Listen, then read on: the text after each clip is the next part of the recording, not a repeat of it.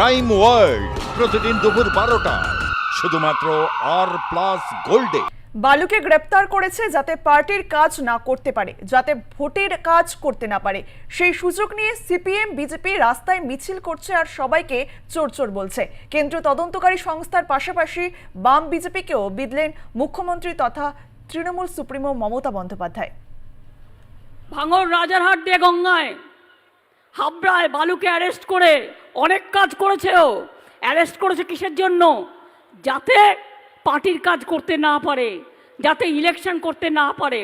আর সেই সুযোগে CPM Congress BJP একসাথে বেরিয়ে পড়েছে রাস্তায়, রোজ মিছিল করছে আর সবাইকে চোর চোর বলছে।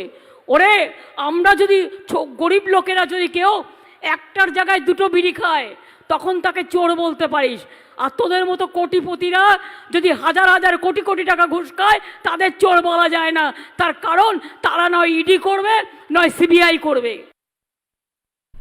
সাংগঠনিক কমিটি ভেঙে কোর কমিটি গঠন, দলের হ্রাস নিজের হাতেই রয়েছে। দেগঙ্গার কর্মীসভা থেকে বুঝিয়ে দেন মুখ্যমন্ত্রী মমতা বন্দ্যোপাধ্যায়। এই প্রসঙ্গে দিলীপ ঘোষ বলেন, তৃণমূল দলের হ্রাস কারোর হাতে নেই, ডাকাতদের দল, যে কোনো সময় ভেঙে যেতে পারে। টিএমসি দলের রাজ কারো হাতে নেই, ভগবানের হাতে আছে। যতদিন চলছে চলছে, যেদিন শেষ হয়ে যাবে চলে যাবে। ডাকাতদের দল, তার আবার রাজ কি থাকে? দল তো এমনিতে দুর্বল হয়ে গেছে। যত চোর ডাকাত নিয়ে যদি আপনি রাজনীতি করেন, মানুষ সুযোগ পেলেই ছুঁড়ে ফেলে দেবে।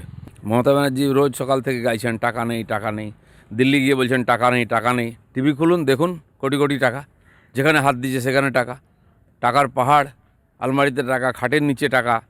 টাকা নেই বলছেন, টাকা তো আপনার লোকেদের বাড়িতে আছে। বালুকে গ্রেপ্তার নিয়ে গতকাল দেগঙ্গায় সরব হন মুখ্যমন্ত্রী মমতা বন্দ্যোপাধ্যায়। বিজেপিকে ওয়াশিং মেশিন বলেও আক্রমণ তৃণমূল সুপ্রিমোর। এই ইস্যুতে সিপিএম এর রাজ্য সম্পাদক মোহাম্মদ সেলিমের প্রশ্ন, 25%কে ধরেছে, 75%কে কেন ধরছে না ইডি সিবিআই?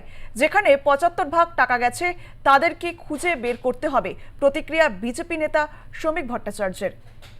চাল কিনতে গিয়ে, বিক্রি করতে গিয়ে, ভুয়ো রেশন কার্ডের নামে গুদামজাত করতে গিয়ে, পচা চাল খাওয়াতে গিয়ে, গমকে ভাঙিয়ে আটা করতে গিয়ে, আটা বেচতে গিয়ে, গম সংগ্রহ করতে গিয়ে, চাল কল মালিককে দিয়ে, রেশন দোকান, রেশন ডিলারকে দিয়ে অনেক টাকা রোজগার করেছে এবং 75% কালীঘাটে জমা দিয়েছে। কিন্তু আমরা বলছি 25%কে ধরেছে, 75%কে ধরছে না কেন? মমতা ব্যানার্জি এটা কেন বলছেন না যে প্রধানমন্ত্রীর কানে কি মন্ত্র দিয়ে এলেন যে বিজেপির নেতারা আর অভিষেক নিয়ে কিছু বলছে না? গৃহমন্ত্রী, স্বরাষ্ট্রমন্ত্রী এসে বক্তৃতার ফাঁকে লোকে জিজ্ঞেস করেছে ভাইপোকে ধরা হচ্ছে না কেন, বলে আমি এই কথাটা বলছি না। আর তার সঙ্গে দাঁড়িয়ে কেন তোমার গিয়ে বিজেপির নেতারাও কোনো কথা বলছেন, আর ইডি সিবিআই কেন ঘুমে গিয়েছে?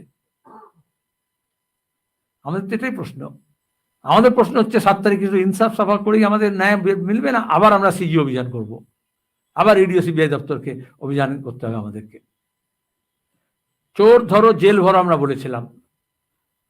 বলেছিলাম গ্রাম জাগাও, চোর তাড়াও।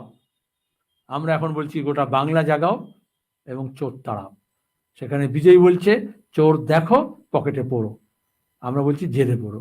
এনডিএর সহযোগী দল কংগ্রেস এগিয়ে গেছে দৃশ্যমানতায়। ওরা 330 কোটি না 40 কোটি দেখিয়ে দিয়েছে, এরা 60-50 কোটিতে থেমে আছে।